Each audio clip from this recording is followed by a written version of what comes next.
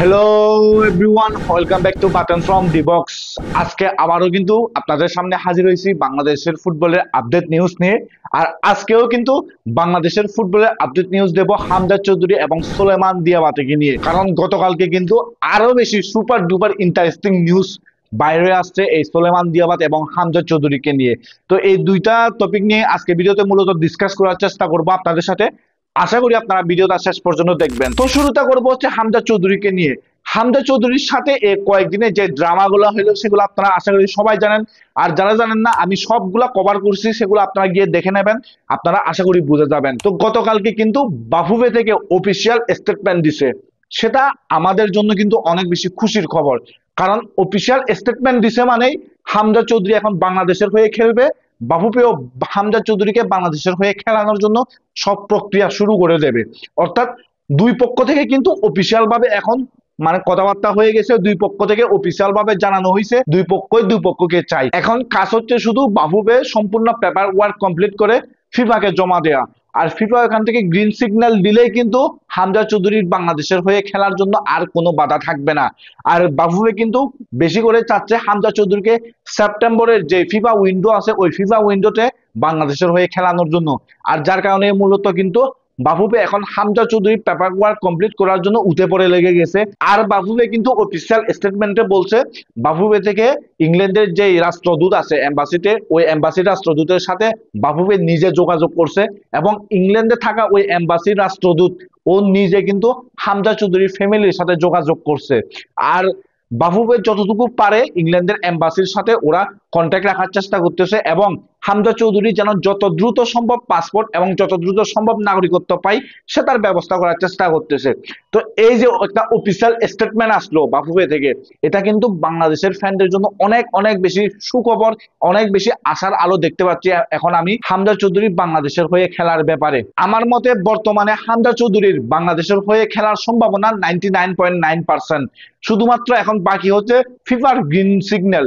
FIFA থেকে green signal পেলেই হামজা চৌধুরীর আর কোনো বাধা থাকবে না বাংলাদেশের হয়ে খেলতে। তো এরপরে নিউজে আসি। এরপরে নিউজটা হচ্ছে সুলেমান দিয়াবাতেকে নিয়ে। সুলেমান দিয়াবাতের উপর আমি লাস্ট যে ভিডিওটা করছিলাম ওইখানে বলছিলাম সুলেমান দিয়াবাতেকে বাফুফে এবং সুলেমান দিয়াবাতের ক্লাব মোহামেডান হেল্প করতে আসে নাই বাংলাদেশের হয়ে খেলার জন্য। কিন্তু গতকালকে রাতে আরেকটা রিপোর্ট বাইরে হয়ে আসছে, সেটা হচ্ছে বাংলা ট্রিবিউন থেকে। এই বাংলা ট্রিবিউন রিপোর্টের উপর কতটুকু নির্ভর করা যায় সেটা আমি 100% বলতে পারতেছি না। ধরেন আপনি বলতে পারেন 70-30 রেশিও, অর্থাৎ 70% আপনি বিশ্বাস করতে পারেন, 30% বিশ্বাস করতে পারেন না।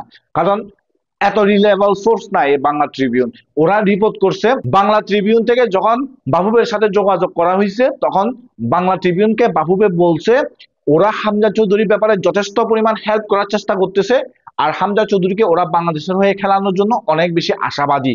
তো এরপরে সুলেমান দিয়াবাতের প্রশ্নে বাংলা ট্রিবিউনকে বাফুফে বলছে সুলেমান দিয়াবাতের জন্য ওরা কাজ করে যাচ্ছে এবং সুলেমান দিয়াবাতের প্রক্রিয়ার জন্য ওরা প্রথমে ইমিগ্রেশনে অফিসের সাথে কথা বলতেছে। কারণ সুলেমান দিয়াবাতে কখন কখন বাংলাদেশ ছেড়ে ও মালিতে গেছিল, ওই ইমিগ্রেশনের সব কাগজপত্র বাফুফের লাগবে।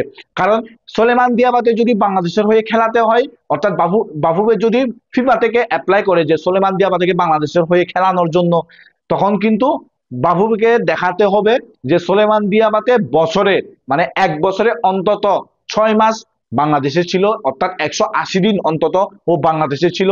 এটা হচ্ছে ইমিগ্রেশনের যে কাগজপত্র ওইগুলা নিয়ে বাফুফেকে ফিফাকে দেখাইতে হবে। আর এরপরে মূলত আরো বেশি আনুষ্ঠানিক প্রক্রিয়া শুরু করবে বাফুফে এই ইমিগ্রেশনের কাগজপত্র পাওয়ার পরে। আর এরপরে কিন্তু বাফুফে মোহামেডান থেকে কাগজপত্র সংগ্রহ করবে, অর্থাৎ সুলেমান দিয়াবাতে কখন কখন খেলছে, কখন কখন ও ছুটিতে ছিল, এগুলা সব কিন্তু কাগজপত্র জোগাড় করতে হবে। আর বাফুফে বাংলা ট্রিবিউনকে বলছে প্রথমে ইমিগ্রেশনের যে কাগজগুলো আছে ওইগুলা শেষ করবে, তারপরে ধাপে ধাপে সুলেমান দিয়াবাতেকে বাংলাদেশের হয়ে খেলানোর জন্য যে প্রক্রিয়াগুলো আছে ওই প্রক্রিয়ার দিকে সামনে আগাবে। এখন এই বাংলা ট্রিবিউন বাদে কিন্তু এই রিপোর্টটা আর কেউ করে নাই। এখন এটা যে 100% সত্যি তার কোনো গ্যারান্টি আমি দিতে পারতেছি না, বাট নিউজটা যেহেতু আসছে সেহেতু আপনাদেরকে জানানো আমার দায়িত্ব, তাই আমি আপনাদেরকে জানাই দিলাম। এখন দেখা যাক সুলেমান দিয়াবাতের জন্য বাফুফে কি কি করে। কিন্তু হামজা চৌধুরীর জন্য যে বাফুফে কাজ করতেছে, হামজা চৌধুরীকে বাংলাদেশের হয়ে যত দ্রুত সম্ভব খেলানোর জন্য যে বাফুফে যথেষ্ট পরিমাণ হেল্প করতেছে হামজা চৌধুরীকে, সেটা আমরা কিন্তু অফিসিয়ালি ভাবে দেখতে পাচ্ছি। কারণ বাফুফে অফিসিয়াল স্টেটমেন্ট দিয়ে দিছে। আর আমি বলবো বাংলাদেশের যে প্রায় 17 কোটি জনগণ আছেন যারা হামজা চৌধুরীকে বাংলাদেশের জার্সিতে দেখতে চাচ্ছেন তারা সবাই উল্লাস করেন। কারণ আমার মতে হামজা চৌধুরী বাংলাদেশের জার্সিতে খেলা কিন্তু এখন শুধুমাত্র সময়ের ব্যাপার।